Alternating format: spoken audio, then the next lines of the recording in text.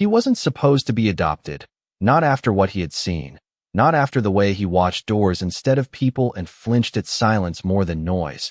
And yet on a quiet afternoon in a small Ohio town, under the hum of fluorescent lights and the faint smell of disinfectant and old paper, Ethan Caldwell signed the paper anyway, the pen dragging slow across the line, as if even ink hesitated to make it real. While across the room the German Shepherd stood perfectly still, not wagging, not whining, just observing, amber eyes steady like a sentry who had never been relieved of duty.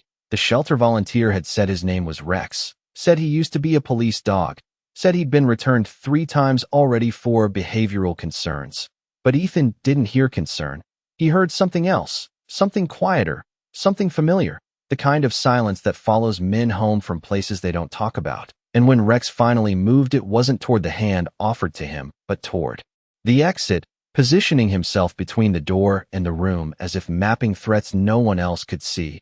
Lily noticed at first that night back at the house, the way Rex paced the perimeter of their modest 2-story home, nails clicking softly against hardwood floors, pausing at each window, each corner, each shadow stretched thin under the warm glow of a single lamp. He's not settling, she whispered, arms folded, watching from the hallway as Noah sat cross-legged on the carpet trying to coax the dog into play with a bright red rubber ball that rolled untouched across the floor. Rex didn't even glance at it. Instead, his ears twitched at the low static murmur of the police scanner app, still running faintly on Ethan's old phone left charging by the kitchen counter.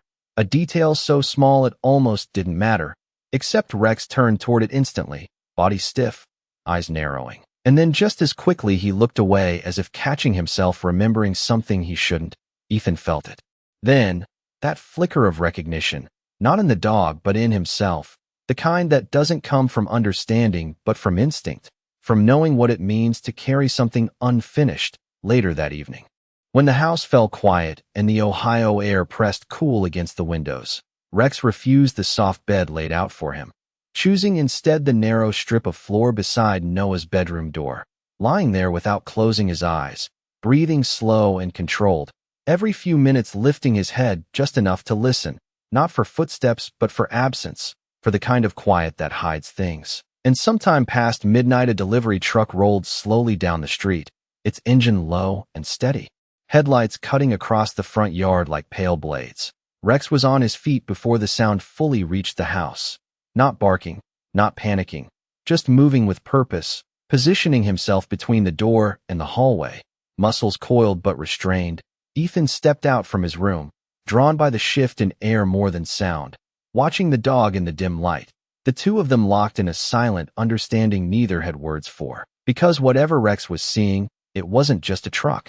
And whatever Rex remembered, it wasn't just training. And in that still moment, with the hum of the refrigerator in the background and the faint ticking of a wall clock marking seconds that felt heavier than they should, Ethan realized something simple and unsettling at once. This wasn't a dog learning a new home. This was a dog evaluating whether this home could survive what might follow him there. Morning came slowly, not with sunlight, but with the quiet shift of shadows across the kitchen floor, the kind that stretches long and thin before the day fully wakes. And Rex was already there, sitting upright by the back door, not restless, not impatient, just waiting as if the house itself needed permission to breathe. Ethan noticed it while pouring coffee. The faint clink of ceramic against the counter echoing louder than it should in a space that still felt unfamiliar to the dog, or perhaps unfamiliar to something inside the dog. Lily moved carefully behind him, watching Rex the way you watch a storm that has not decided whether it will pass or stay. And Noah shuffled in wearing mismatched socks, rubbing sleep from his eyes before freezing mid-step when he saw Rex staring directly at him, not aggressively, not even curiously, but with a kind of recognition that felt too precise for a first morning. He does not blink much, Noah said quietly, and Ethan almost smiled until he realized it was true. Rex's gaze held steady longer than normal, like someone memorizing details they might need later. Outside, a mail truck rolled past at exactly 8:15, the same time it always did. But Rex reacted before the engine sound reached the window, his ears lifting, body turning, and for a brief second his paw lifted slightly off the ground as if ready to move. Then he stopped himself again, that same subtle restraint, like a habit trained too deep to break, but too dangerous to fully follow. Lily crossed her arms tighter. "Ethan, that is not normal," she said, her voice soft but certain, and Ethan did not answer right away because he had seen that kind of control before. In men who had learned to override instinct for the sake of something bigger, something hidden, later. That morning Noah tried again with the ball, rolling it gently across the living room floor, the rubber tapping lightly against the baseboard. Rex watched it this time, his eyes tracking every inch of its movement. But instead of chasing it, he stepped forward slowly, lowered his head, and nudged it once, carefully, almost clinically, as if testing an object rather than engaging with it. Then he walked away, leaving the ball spinning softly in place. And that was when Ethan noticed something else. The way Rex avoided certain spots in the house, the narrow corner near the staircase, the area beneath the window facing the street. Not out of fear, but out of calculation, as if those spaces held angles he did not trust. By midday the air grew warmer, sunlight finally settling across the yard, and for the first time Rex stepped outside with them, his movements controlled, scanning the fence line, the neighboring houses, the parked cars, every detail logged somewhere behind those steady eyes. Noah laughed when Rex finally stepped onto the grass, but the laugh faded quickly when the dog stopped suddenly, nose lifting slightly into the breeze, his body going still in a way that felt heavier than silence. Ethan followed his gaze but saw nothing unusual, just a quiet street, a parked sedan, a man walking his dog 2 houses down, ordinary things, but Rex did not relax, not until the sedan started and drove away, slow and deliberate. Only then did his posture ease by a fraction, and Ethan felt it again, that quiet unease settling deeper, not fear, not yet. Just the sense that Rex was not reacting to what was happening. He was reacting to what might happen, and that difference mattered more than anything else, because it meant whatever Rex carried with him was not over. It was waiting, and somehow, without a word, without a command, the dog had already decided that this house, this family, was now part of that equation. The afternoon carried a quiet warmth that settled gently over the neighborhood, the kind that made everything appear ordinary even when it was not. And inside the Caldwell home that illusion held for exactly 11 minutes before Rex broke it. Not with noise, but with stillness, the kind that pulls attention without asking for it. He stood near the front window, body angled slightly, ears forward, his focus locked on something beyond the glass. And this time Ethan did not wait for a sound or a movement to follow. He stepped closer, slower than usual, watching the reflection of the street in the pane rather than the street itself. Because sometimes it is easier to see what does not belong when it is slightly distorted. A gray sedan sat parked across the road, engine off, windows too dark for the time of day. Nothing about it was illegal, nothing about it was loud, but it had not been there earlier, and Rex knew that. Not as a guess, but as a fact. His breathing shifted, just slightly. Controlled, but deeper. The way someone breathes when preparing without wanting to alarm others. Lily noticed it next, her voice low from the kitchen. "Ethan, is someone out there?" And he did not answer immediately because answering would make it real, and real meant it had already begun. Noah stepped closer too, small hands resting against the back of the couch, trying to follow the line of Rex's gaze. But all he saw was a quiet street and a parked car that looked like any other. "It is just a car," he said, hopeful more than certain, and Rex turned his head just enough to glance at the boy, not dismissing him, not correcting him, just acknowledging the difference between what was seen and what was understood. Minutes passed slowly, stretching longer than they should, the air inside the house growing heavier without reason, until finally the sedan started, engine turning over with a soft hum. And as it pulled away, Rex did not relax immediately. He watched until it reached the corner, until it disappeared completely, until the space it left behind felt empty in a way that mattered. Only then did his posture ease. But even that easing felt measured, temporary, like a guard lowering his stance but not leaving his post. Ethan exhaled quietly, realizing he had been holding his breath without noticing. And in that moment something shifted inside him. Not fear, not yet, but acceptance, the kind that comes when you stop asking if something is wrong and start asking what it is. Later that evening, as the sun dipped low and shadows stretched across the backyard like long fingers reaching for something unseen, Noah sat beside Rex on the porch steps, his voice softer now, less playful. "Were you a hero before?" he asked, the question simple but heavy in its innocence. Rex did not respond the way a normal dog might. There was no wag, no tilt of the head. Instead, he leaned slightly closer, resting just enough of his weight against the boy to be felt, not seeking comfort but offering presence. And Noah smiled faintly, as if that was answer enough. Inside the house, Lily stood by the sink, watching them through the window, her reflection faint against the glass. "I do not think he is adjusting," she said quietly when Ethan joined her. "I think he is remembering." And Ethan nodded, because that was the word that fit. Not fear, not confusion, but memory. Something unfinished, something that had not been left behind. And as the night settled in once more, bringing with it that same careful silence that now felt less like peace and more like waiting, Rex returned to his place by Noah's door, lying down with the same precision as before, eyes open, ears tuned, body still but never at rest. And sometime in the distance a siren echoed faintly, not urgent, not close, just enough to be heard. And Rex's eyes flicked once toward the sound before settling forward again, as if confirming something only he could understand, as if the world outside had just whispered a reminder that whatever he carried was still out there, still moving, and slowly, quietly, drawing closer. The next morning did not begin with sunlight or sound, but with a subtle absence, the kind that presses gently against the edges of awareness until it becomes impossible to ignore, and Ethan felt it before he saw it, standing barefoot in the hallway with the cool wood floor beneath him. The house quieter than it should have been, not peaceful, not restful, just missing something small and important. And then he noticed Rex was not by Noah's door, not by the window, not anywhere in the places he had claimed as his silent posts. And for the first time since the dog arrived, there was a gap in the pattern, a break in the quiet rhythm that had already begun to feel like a kind of order. Ethan moved slowly toward the living room, every step measured, not out of fear but out of respect for something he did not yet understand. And there, near the base of the staircase, he saw it. A section of the floor where the rug had been pulled back slightly, just enough to reveal the wood beneath, and beside it Rex stood, head lowered, paw resting lightly against the boards as if marking a spot rather than disturbing it. His ears flicked once when Ethan approached, but he did not move away. He simply stepped aside half an inch, making space without breaking focus. "What is it?" Ethan asked quietly, though he did not expect an answer in words. Rex responded the only way he could, by pressing his nose once against the same spot, slow and deliberate, and then looking up, not pleading, not anxious, just certain. And that certainty carried weight, the kind that does not come from instinct alone.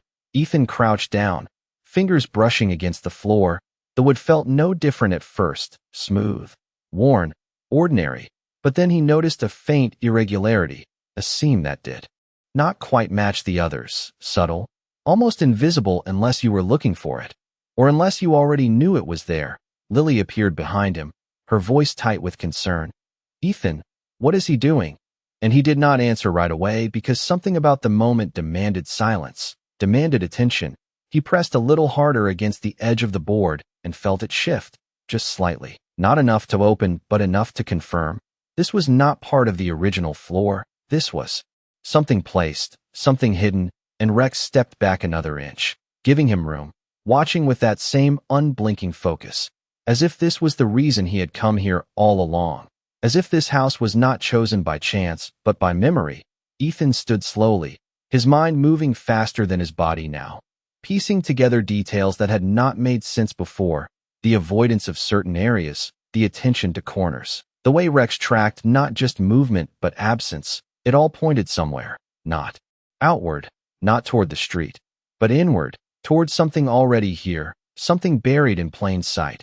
Noah appeared at the edge of the hallway, rubbing his eyes, drawn by the quiet tension he could not name. "Is everything okay?"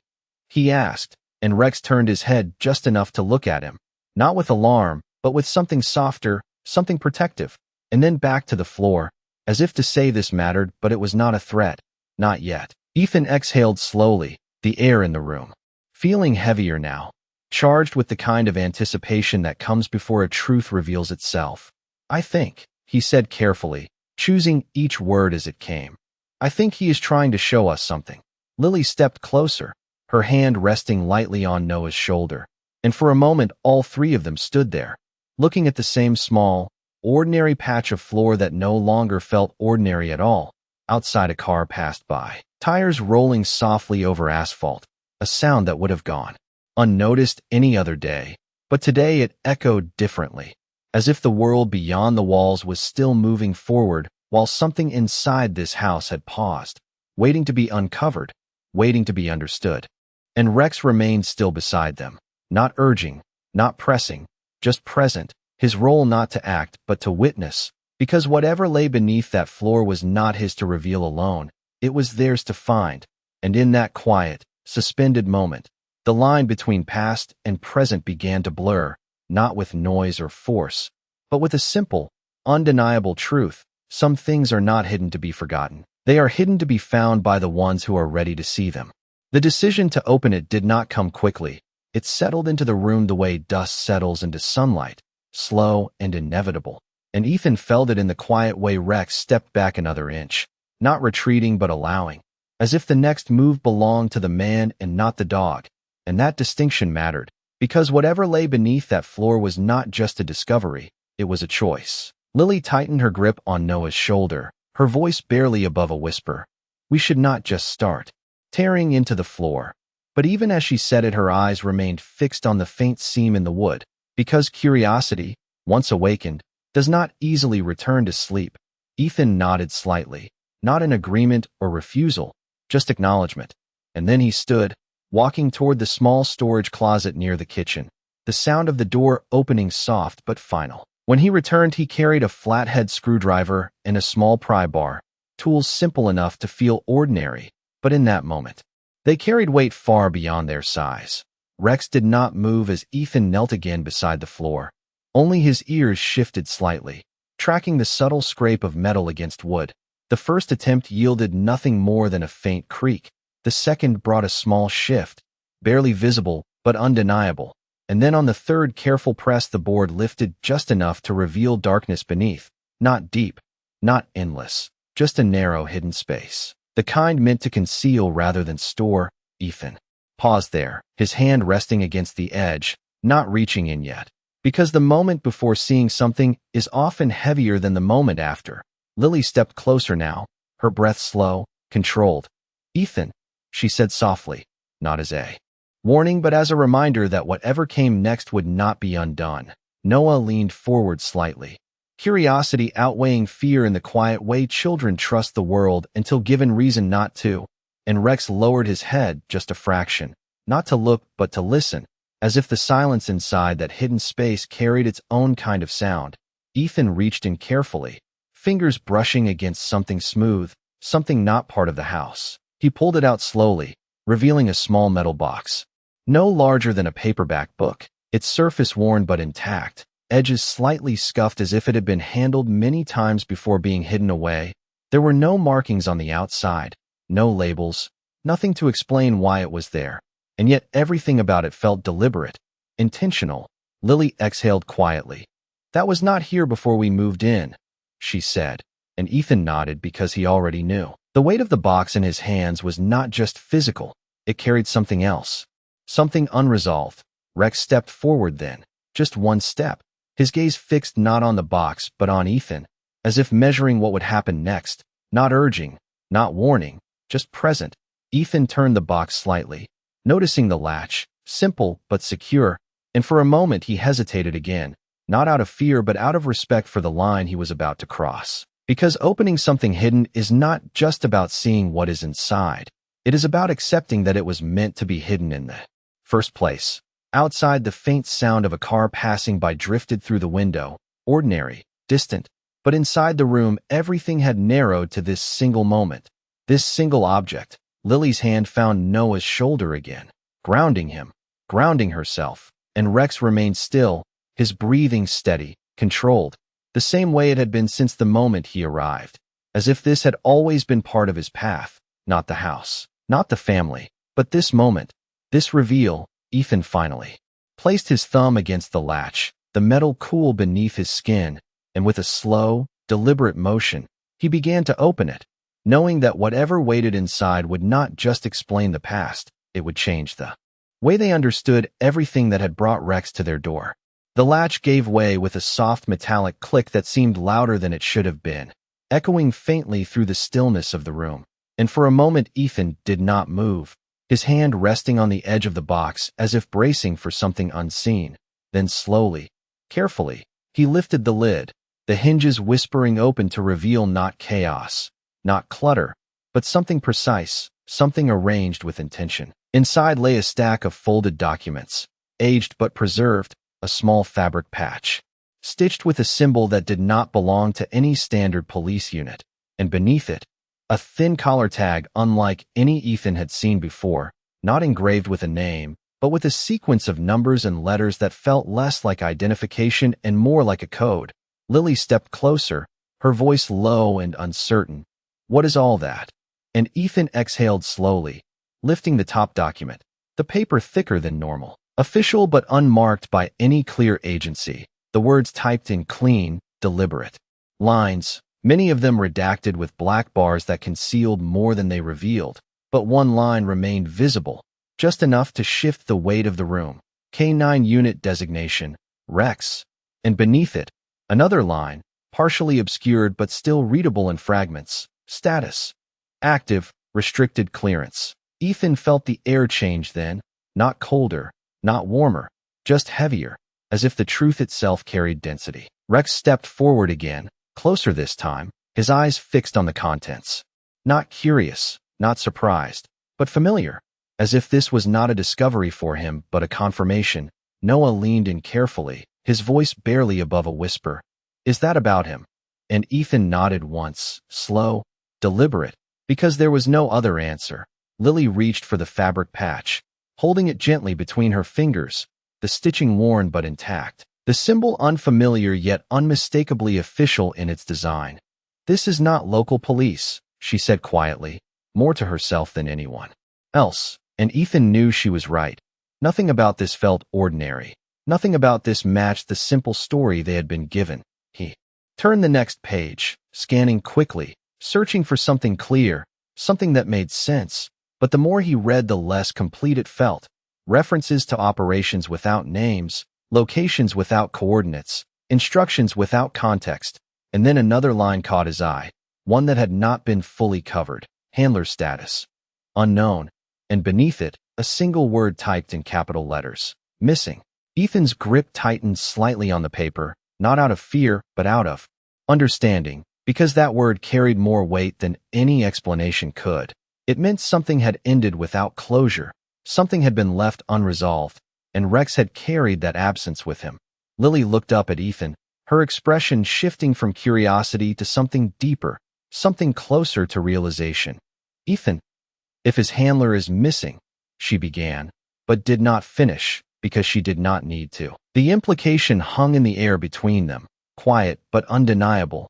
Rex lowered himself slowly to the floor beside them, not lying down fully, just settling enough to remain present, his head angled toward the box, his breathing steady, controlled, as if this moment, this revelation, was something he had been waiting for but not rushing toward. Outside, the faint hum of a passing car drifted by again, unnoticed this time, because inside the room everything had narrowed further, the world reduced to a box, a set of documents, and a truth that was only beginning to take shape. Ethan carefully set the papers back into the box, not closing it yet, just placing them down with the same care they had been kept, because whatever this was, it was not something to handle lightly, not something to dismiss. He looked at Rex then, really looked this time, not as a dog, not as a companion, but as something more complex, something carrying history, responsibility, and perhaps even unfinished purpose. And in that quiet moment, without words, without command, Ethan understood. Something simple and heavy all at once. Rex had not just found something hidden in the house. He had led them to it, because whatever story these documents told, it was not over, and somehow, whether by chance or design, they had just become part of it. The house felt different after the box was opened, not louder, not brighter, but aware in a way that settled into the walls and lingered in the air. And Ethan could not shake the feeling that something had shifted the moment they read those words, not just inside the box but around them, as if a door had been quietly unlocked somewhere beyond their sight. Lily moved slowly through the kitchen, her movements careful, deliberate, as though sudden noise might disturb something unseen. "We should call someone," she said finally, her voice steady but edged with uncertainty. "This is not just old paperwork, Ethan." And he knew she was right. But the question was not whether to call, it was who. Because nothing about the documents pointed clearly to a place or a person that could be trusted without question, Rex remained near the box, not guarding it, not touching it, just staying close. His presence calm but intentional, as if the object itself was less important than what it represented. Noah sat quietly on the couch now, his earlier curiosity replaced by a thoughtful silence, his eyes moving between his parents and the dog, trying to understand something that did not come with simple answers. Ethan picked up the collar tag again, turning it slightly in the light, the engraved sequence catching a faint reflection, numbers and letters arranged with purpose, not random, not decorative, something meant to be read by someone who knew how. "This is not for us," he said quietly, more to himself than to the others. And in that moment the decision formed, not out of fear but out of responsibility. "We take him to a vet," he added, lifting his gaze toward Lily. "A real exam. Full scan. Someone who can tell us what this is." Lily nodded slowly, relief and concern blending in equal measure, because it was a step forward, even if it led somewhere uncertain. The drive later that afternoon was quiet. The kind of quiet that comes when everyone is thinking the same thing, but no one says it out loud. Rex sat in the back seat, posture steady, eyes moving between the windows and the road ahead, not anxious, not relaxed, just present, as if every passing mile mattered. The small veterinary clinic sat at the edge of town, a modest building with a white sign and a gravel lot. Ordinary in every way that mattered, which somehow made it feel safer. Inside, the air carried the faint scent of antiseptic and paper, the low hum of fluorescent lights blending with the distant sound of a radio playing softly behind the front desk. Dr. Raymond Pierce stepped out from the back room after a few minutes, a man in his late 50s with careful eyes and a posture that suggested experience rather than authority. He greeted them politely, but his attention shifted the moment he saw Rex. Not dramatically, not obviously, just a subtle pause, a slight narrowing of focus that most people would not notice, but Ethan did, because he had learned to recognize that look, the look of someone who sees more than they expected. "What seems to be the concern?" the doctor asked, his tone calm, professional, and Ethan hesitated for just a second before answering. "We found something," he said, choosing his words carefully. "And we need to know who he really is." The examination room was small, but well lit, clean and orderly. Rex stepped onto the floor without hesitation, his body language controlled, cooperative, but his eyes never stopped moving, tracking the doctor's hands, the instruments, the space itself. Dr. Pierce moved closer slowly, crouching just enough to examine the dog's collar area, his fingers gentle but precise as they brushed through the fur. And then it happened, a moment so small it could have been missed, but it was not. His hand paused, his expression changed, not alarmed, not frightened, but something deeper, something closer to recognition. His fingers pressed slightly against a specific spot beneath the fur, and then he looked up, meeting Ethan's eyes for the first time with a weight that had not been there before. "Where did you get him?" he asked quietly, and something in his voice made the room feel smaller, more contained, as if the answer mattered more than anyone had expected. Ethan did not answer immediately, because in that moment he realized something simple and undeniable. They had not brought Rex here to learn about him. They had brought him here to be recognized, and whatever the doctor had just seen, whatever he had just felt beneath that fur, it was not something ordinary. It was something known, something documented, something that did not belong in a quiet town clinic. And as Dr. Pierce stood slowly, his gaze shifting briefly toward the door before returning to them, the air in the room changed again, not with sound or movement, but with the quiet certainty that the next decision would not belong to them alone. Dr. Pierce did not answer his own question right away, and that silence said more than anything he could have spoken. His eyes remained on Rex for a fraction too long before he straightened fully, adjusting his posture with a quiet, practiced control that suggested he was choosing his next move carefully. "I am going to run a quick scan," he said finally, his voice steady but lower now, as if the room itself required discretion. Ethan nodded once, watching him closely, while Lily shifted, slightly beside Noah, her hand resting gently against his back, grounding him without drawing attention. Rex did not resist when the handheld scanner passed over his shoulder, the device emitting a faint, rhythmic hum as it searched beneath the surface, the sound soft but precise. And then it happened, a subtle change in tone, a sharper note that cut through the quiet like a signal being recognized. Dr. Pierce froze for just a moment, not long enough to alarm anyone unfamiliar with the process, but long enough for Ethan to notice. His gaze flicked to the small screen, and whatever he saw there altered something behind his eyes. Not fear, not confusion, but confirmation. He turned the scanner off slowly, placing it down with deliberate care, and then he exhaled, the kind of breath that carries weight. "This dog," he began, pausing as if searching for the right words, "is not listed in any public registry." Lily frowned slightly. "What does that mean?" she asked, and Dr. Pierce met her eyes, his expression calm but firm. "It means he belongs to something that does not operate in the open." The room grew quieter, not from absence of sound but from the presence of understanding. Ethan felt it settle into place, the fragments from the box, the coded tag, the missing handler, all aligning into something larger than any single explanation. "Can you trace it?" Ethan asked, his voice even, controlled, and Dr. Pierce hesitated again, not because he could not, but because of what it would require. His eyes shifted briefly toward the door, then back to them. And in that small movement, Ethan understood the decision before it was spoken.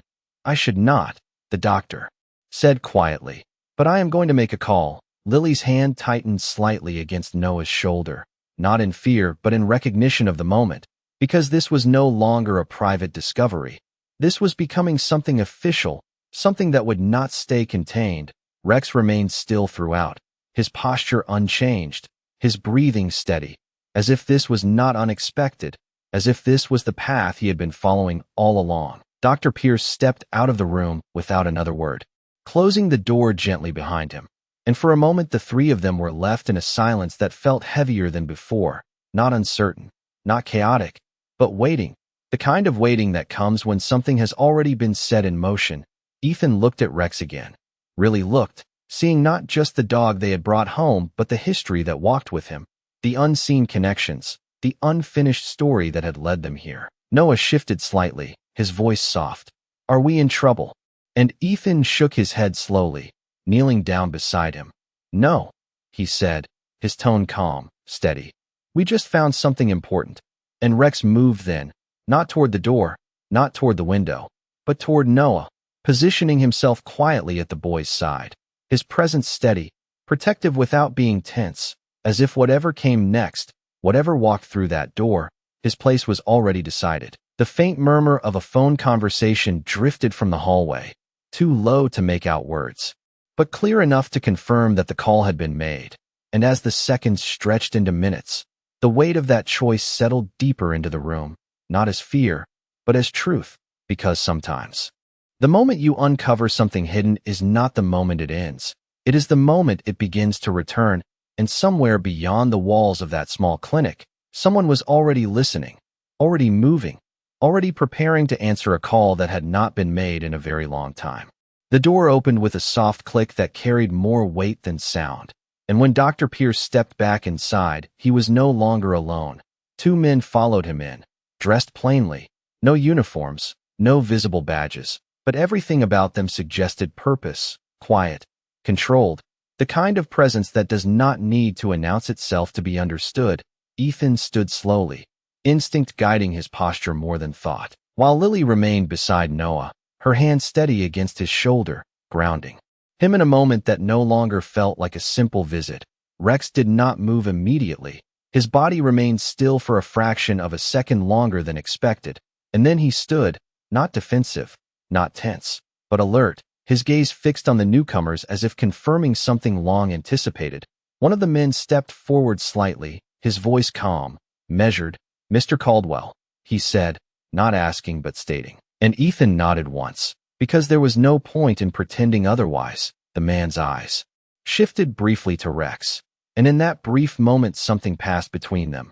Not recognition in the usual sense, but acknowledgement, the kind that does not require explanation. That dog, the man continued quietly, has been missing for a long time. Lily's breath caught slightly, not in fear but in the realization that what they had uncovered was real, fully real, and no longer theirs to interpret alone. Ethan glanced at Rex, then back at the man. His file says his handler is missing, he said, his voice steady, and the man paused for a moment. Not surprised, not defensive, just considering. That is correct, he replied, and for the first time there was something softer beneath his tone, something almost human. We have been trying to find both of them. The room settled into a quiet that felt different now, not heavy, not uncertain, but clear, as if the shape of the story had finally come into view. Noah looked up at Ethan, then at Rex, his voice small but certain. He did not run away, he said, and Rex turned his head slightly toward him, not in response, but in agreement. The second man stepped closer to the dog, slowly, carefully, extending his hand just enough to be seen, not enough to intrude. Rex watched him, measuring, not with suspicion but with understanding, and then, after a brief pause, he lowered his head slightly. Not submission, not surrender, but recognition. The man exhaled softly, almost imperceptibly. He remembers, he said, more to his partner than to anyone else. Ethan felt something shift inside him then, something quiet but undeniable. This was not about ownership, not about who Rex belonged to. This was about where he chose to stand. Lily spoke next, her voice calm but firm. What happens now? And the first man looked at her, then at Rex, then back at Ethan. That depends, he said carefully, on what he decides. The answer hung in the air for a moment, simple but profound, because it placed the weight not on authority, not on protocol, but on something else entirely. Rex stood between them then, not blocking, not guarding, just present, his position balanced, his attention divided, and for the first time since they had met him, his posture changed in a way that was unmistakable. He stepped back, slowly, deliberately, until he was beside Noah again, his body close enough to be felt, his presence steady, and then he sat, calm, grounded, certain. The choice was not loud, not dramatic. It did not need to be. The room understood it without explanation. The men exchanged a glance, brief but meaningful, and then the first one nodded once, not in defeat, not in concession, but in respect. Then we will adjust our records, he said quietly. He is no longer missing. Ethan exhaled slowly, a breath he had not realized he was holding, and Lily's hand relaxed slightly against Noah's shoulder, the tension easing not because everything was resolved, but because something important had been honored. Dr. Pierce stepped back, giving space to a moment that did not belong to him, and outside the faint sound of the world continued. Cars passing, wind moving softly through trees, life unchanged in its rhythm. But inside that small room something had settled into place, not perfectly, not completely, but enough. Enough for a dog to stop searching, enough for a family to understand that sometimes what finds you is not meant to be returned, it is meant to stay. And as Rex rested there beside Noah, his breathing slow, his eyes finally softening in a way they had not before, it became clear that whatever past he carried, whatever silence he had walked through, he had made his choice. And in that quiet, steady presence, without words, without command, he had found something that even training could not define, a place where he did not have to be anything more than what he was, and that was enough.